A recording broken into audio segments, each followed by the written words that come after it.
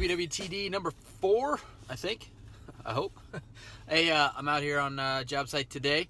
We're actually tearing down a house that is one that I'm going to actually live where the new house goes, which is pretty cool.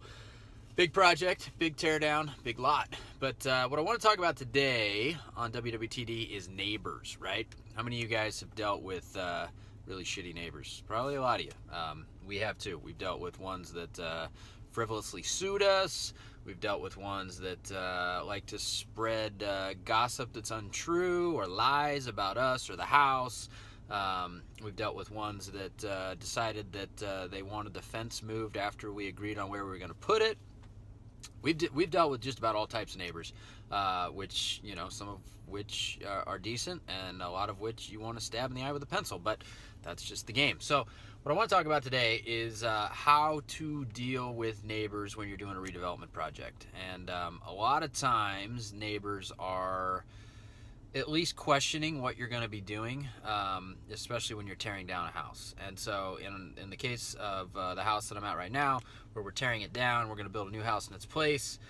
We have to get a demo permit. The city sends out a notice that says, hey, guess what? These big bad developers are going to tear down this house.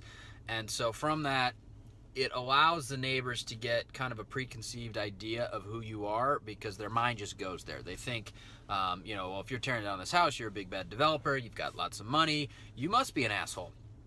And so that's just immediately what they think. Well, in the case of the house that we're tearing down here, there's some things in it that we were able to salvage. The kitchen cabinets were newer. We gave those to one of our subcontractors. We were able to strip out some windows, some sliders that were still functioning and not broken, and give those to like a reusable center here in Portland, or Habitat for Humanity. But there was a front door, and the front door was newer, had a nice handle set on it. It was nice. We weren't going to use it for anything, because every time we take a nice front door from somewhere and we try and put it in somewhere else, it's just too big of a pain in the ass. We just quit doing that a long time ago. But there was a neighbor lady who was at the house one day, and this neighbor lady was obviously of the type of flavor here in Portland that you could just tell hates redevelopment. You could just tell. It might as well be written across their forehead here in Portlandia. You can just tell those things. And some of you guys, maybe in your areas, you can tell those things too when you get good enough at this game. But so I showed up at the house. The guy that we bought it from, Larry, she was friends with him. He'd lived there for like 30 years. And he said, hey, this lady here has a question for you. And I thought, oh, shit, what?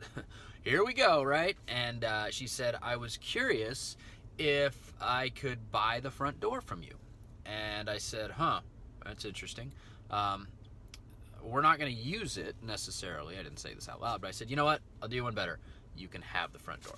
And so what I did in this particular situation is I took a woman that probably would have not said the nicest things about us or hated on us from afar if she hadn't met us or dealt with us, and I turned her into a fan of our company and of me, just by simply saying, you know what, you can have the front door. So what I did yesterday is I had Jerry come here. He took the front door off. We leaned it up against the porta-john out front, and I gave her a call. I said, hey, guess what, front door's off, come grab it before it disappears.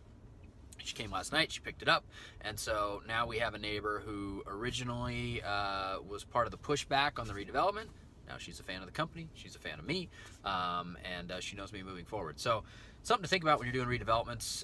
You've got neighbors that are just going to be a-holes, and you're not going to get along. That's the reality of it. But there are also people that could easily be persuaded, and a lot of those people, just meeting them face to face, and sometimes if you have a tear down and you have stuff that you're going to throw away anyway, you're going to give away, and a neighbor wants something, don't let them on your property take it out themselves, because if they get hurt, they could sue you. But if it's easy enough to just take off or pull out for them and leave so they can pick it up, it's not a bad thing to do every once in a while. It just kind of helps, build your brand and build your support base in an area where you're doing redevelopment. Because right now, Lord knows, there's a lot of people that just hate on redevelopment. It's just what it is. People don't like change. So anyway, that's what I would do if I was in an area that wasn't super hot on the redevelopment that's going on, and try and use some of the stuff that you're gonna salvage or give away as poker chips to hopefully get some of the people in the area to see the light and see that you're not the devil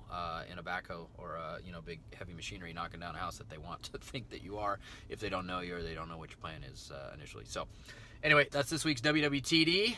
As I always say, I may not walk on water, but I do walk on my own job sites. See you guys next week.